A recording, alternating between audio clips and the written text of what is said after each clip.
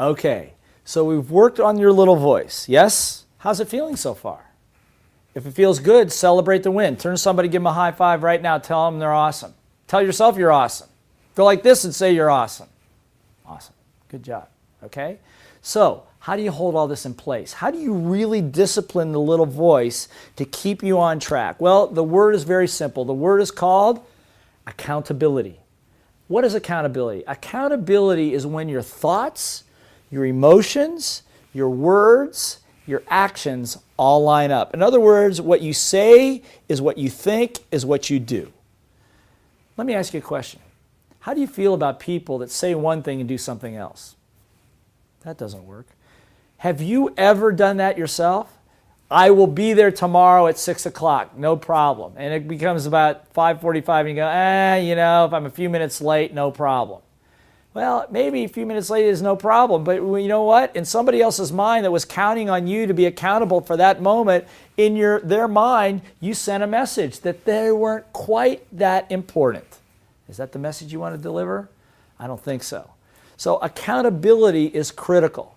And the reason accountability is critical is because, in fact, in business, if you can't be good for your word, nobody's going to trust you. Better yet, if you can't be accountable to yourself for the things you promise yourself, why would you even trust yourself? So part of little voice mastery is critical, is to be accountable. Now, how do you become accountable? Well, first of all, you got to keep stats. You've got to know your numbers. In other words, in sales, it's pretty simple. How many calls are you going to make?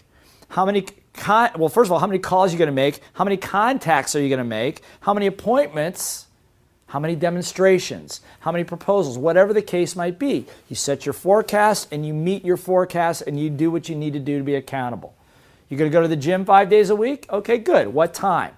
What time are you going to be there? How long are you going to spend? What's your routine going to be? These are all disciplines. We're going to talk about how to master that in a little bit. But for right now, in order to be accountable in business, particularly, you got to have an accountability to numbers.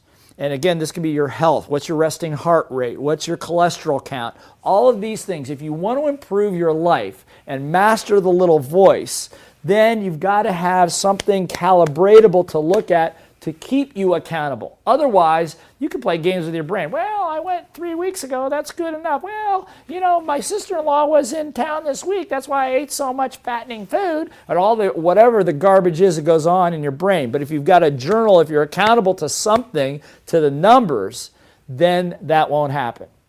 But the most important piece of all in keeping yourself accountable is something we talked about in the very beginning. It's called the Code of Honor. In the next chapter, I'm going to show you how to do this and why it is absolutely the most critical tool to use to keep yourself accountable, your family accountable, your team accountable, and to create great results for yourself.